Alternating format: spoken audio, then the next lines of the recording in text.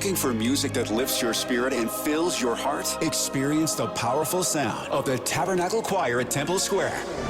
Now streaming on all your favorite music platforms. Find the Tabernacle Choir on Spotify, Apple Music, YouTube, Amazon Music, and Pandora. Let the music of the Tabernacle Choir at Temple Square inspire you today and every day. Whether you're at home, in the car, or on the go, enjoy the beauty of their world-renowned sound anytime. The Tabernacle Choir at Temple Square, streaming now.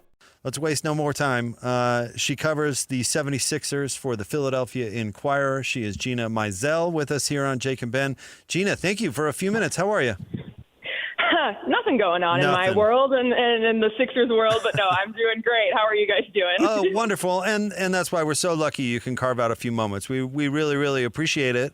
And kind of take us how this went down. Take us behind the scenes, I guess, or to your knowledge, how and why LeBron James came to Philadelphia. Yeah, well, I think basketball reasons, like he laid out in his series of posts on X, I think is where it really lands. And what I've gathered from talking to people both close to LeBron and close to the Sixers is that really the tipping point for him was the Jaylen Brown trade, which the Sixers pulled off on July 1st. Once that happened, LeBron viewed them as a legitimate championship contender. And after obviously a longer than 3-week deliberation on his part, decided that this was the place where he thought it was the best chance to win. But as far as sort of how it went down, it was kept very close to the vest. I know there are people that are, in positions with their workplace that normally would be kept in the loop on news elements like this that found out basically when all of us found out, or found out very closely after, that basically LeBron told his agent, Rich Paul, that he would deliberate with his people, that when he made his decision, he would tell Rich, and then Rich would call whichever team that was. And that obviously was the Sixers, and then created a very busy Friday for myself and many others. Yeah, I bet. So obviously Jaylen Brown talking trash about Bronny didn't bother him that much.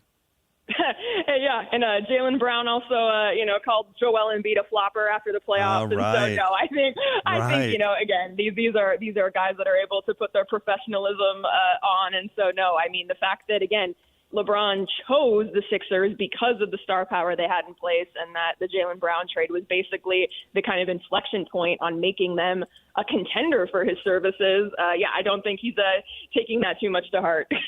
Yeah, obviously not, for sure. Let's talk about the fit on the floor. You've been doing this a long time. How do you think LeBron fits in? I mean, is he going to be asked to, what's he going to be asked to do?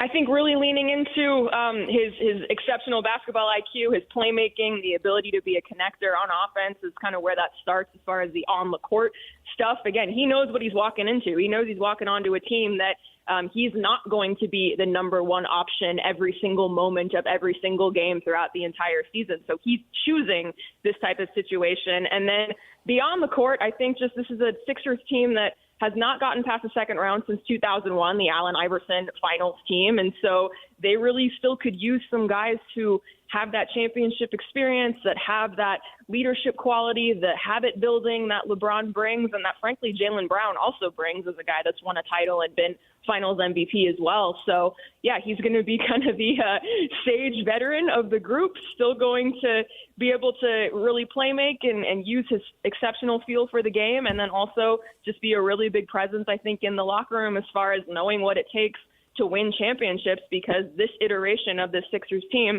has not been able to get over that hump yet. VJ Edgecombe was so good last year. Is there a chance that he gets squeezed a little bit with all this? That was where my mind went, like, oh, poor VJ, he's never going to shoot again.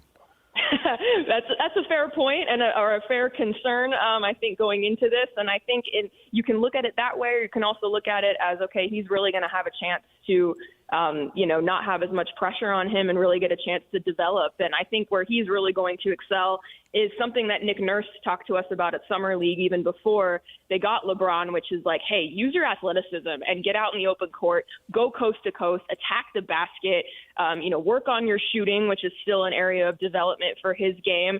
And then also he's already a really good defender as far as just, a point of attack wing type guy. And so they're going to need him to do that as well. And so also if there were any, questions about his feelings about this, like, oh no, is this going to be bad for me number one, he grew up in the Bahamas with the Miami Heat LeBron teams, where like how he grew up watching basketball.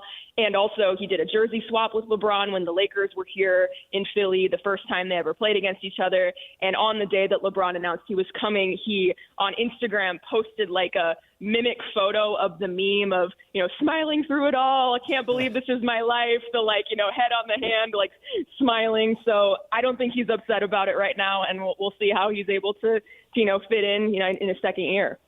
All right, I've been doing this for a long time, so I've had more than a few hot takes about Daryl Morey. But I got to tell you, I was not a fan of his in Houston. I thought he kind of made a lot of hay on that James Harden trade and got a lot of credit for that for an awful long time. And so I was very curious to see, the new guy, Mike Gansey, right? And my question, I guess, is tell me a little bit about him, but how about hitting the ground running? I mean, this dude is No off kidding. to the races. So what's he like? Yeah, no kidding. Gotten a chance to get to know him a little bit. I sat down with him in Vegas for an interview, and that was really my first time getting to talk to him extensively. And very laid back, very personable, very kind of just unassuming type of personality, which is also a little bit different from Daryl Morey, which not saying one is better than the other, just saying they're different personality-wise. But he grew up kind of in Northeast Ohio actually at the same time as LeBron. So they were playing high school basketball at the same time. So they've actually known each other kind of tangentially since they were teenagers, but then went back after his playing career was done at West Virginia and overseas. And he built his career in the Cavs front office and sort of ascended through that organization, was, on the lower front office side, then was their G League general manager, and then got all the way up to general manager, the second in command behind Kobe Altman. So this obviously was his first chance to run a team and get that type of opportunity. And you're absolutely right as far as hitting the ground running, and in surprising fashion, because I think a lot of people, myself included, thought that the Sixers team didn't have much wiggle room just because they still had Joel Embiid and Paul George on these big max contracts for multiple years that a lot of people thought were untradeable, or at least very difficult to trade just because of their age, their injury history, the fact that they hadn't been on the floor very much the last couple of seasons. But they kind of found the one scenario to get off of Paul George's contract and getting Jaylen Brown. And then they were able to get LeBron James the one time in his career when he was able to take a veteran's minimum contract. So really kind of like a basketball roster building miracle type situation where just everything fell into place for them. But, certainly Mike Gansey, it deserves a lot of credit for that and really has gotten this front office off to a very, very strong start, at least on paper. You know that thing that you love? You'll find others geeking out about it on Facebook. Whether you're looking for community or inspiration, Facebook helps turn passion into action. Obsessed with running a marathon? Discover a neighborhood run club group. Start training and meet your new neighbor. Thinking about cooking more at home? Connect with meal prep groups to discover recipes in a new community. And as you're scrolling the feed, you may even find reels showing you top running shoes or the best tools for your culinary journey. This summer, find more on Facebook. Yeah, I can't believe they got off Paul George, let alone land Jaylen Brown. I mean, I have basically, have you heard how that, now that we're a little further away, how that actually happened? I mean, was Philly surprised when that was even an option? It was a situation where after the Giannis Antetokounmpo trade happened and he went to Miami, Mike Gansey kind of said, well, let's make a call. And Boston was like at least receptive to having conversations. And then they kind of just kept going back and forth, for that period of time. I guess Giannis was traded right before the draft. So maybe for about a week or so, they were just going back and forth. And then, on July 1st, when we maybe kind of thought the first break in the initial free agency flurry was about to hit, it's like, boom, this blockbuster trade. So again, kind of just an example of you always make the phone call, and you always, just the worst someone can tell you is no, or hang up the phone and laugh in your face. Yeah, but right. But the Celtics did not do that, and now it's a situation, like you said, where they still have a big contract. Jaylen Brown's on a big contract, but he's in his prime. He's, coming off a career season and obviously is, I think, an unquestioned upgrade over this version of Paul George. Always make that phone call. You're totally right. You absolutely never know. So now where does Philly stack up in the East in your mind? Do you think they're clearly a favorite? Are they right top tier? What do you think? I think you obviously got to start with the New York Knicks. They deserve that respect after what they were able to do on that run to the championship. But I think after that, I think the Sixers are right in the mix with teams like Detroit, we'll see what the Celtics look like now without Jaylen Brown, but bringing Jason Tatum back for a full season. What does that look like?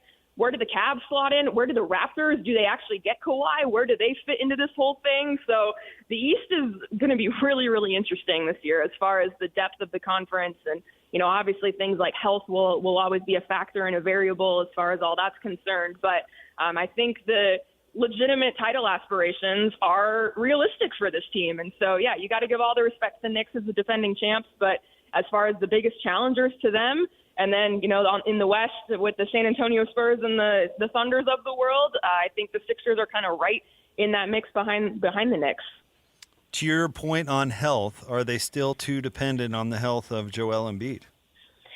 This certainly takes some pressure off, I think, as far as now the Sixers universe will not just revolve completely around Joel Embiid. And even going back to his final press conference after their season ended and when they were swept by the Knicks, he was actually relatively optimistic and hopeful that even though he had the appendectomy, he had an oblique injury early on or late in the season last year, they feel like they had figured out how to manage his knee, which was, of course, his chronic issue over the last couple of seasons, and that between him, the strength and conditioning staff, the medical staff, they felt like they knew what they were going to, how to get him to where he could play on a more consistent basis. So again, actions over words. We'll see if that actually comes into play and he's able to, log more games this coming season. But as far as fit and kind of style of play and everything we were talking about before, I'm just really interested to see how much the offense is catered toward him versus the young guards versus Jaylen Brown versus LeBron James. There's going to be a lot of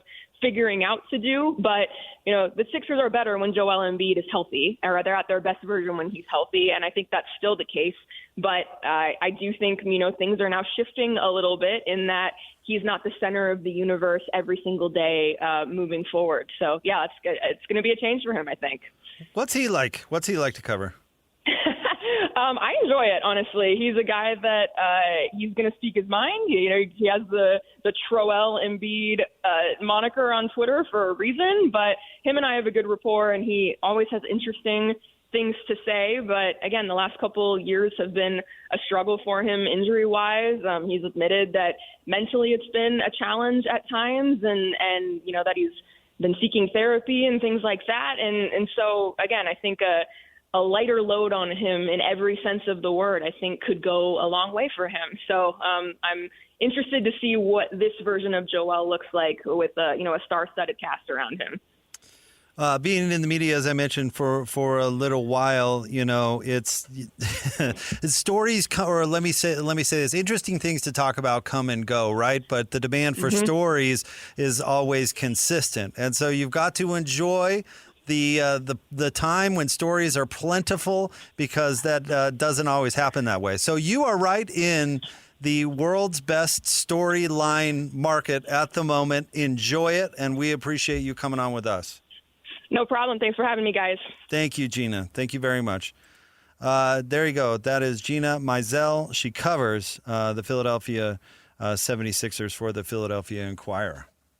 Order for Jennifer C. Is this my double shot, double cream, double froth, double pump, double whip, double sleeve? Yeah. Can you handle that much caffeine? Did you know Discover automatically doubles all the cash back you've earned at the end of your first year? Oh, really? That's great. Seriously, did you know Discover automatically doubles all the cash back you've earned at the end of your first year? Yeah, you just said that. Did you say I just said that? Yeah, I'm cutting you off. I can't have any more? Why not? You earn, we match. Discover Cashback Match. See terms at discover.com/creditcard. Finding ways to be financially savvy is a smart move, and knowing you could be saving money for the things you really want, like that dream home or new ride, is a great feeling. That's why the State Farm Personal Price Plan can help you save when you choose to bundle home and auto. Bundling, just another way to save with a personal price plan. Head to statefarm.com to get a quote. Prices are based on rating plans that vary by state. Coverage options are selected by the customer. Availability, amount of discounts and savings, and eligibility vary by state.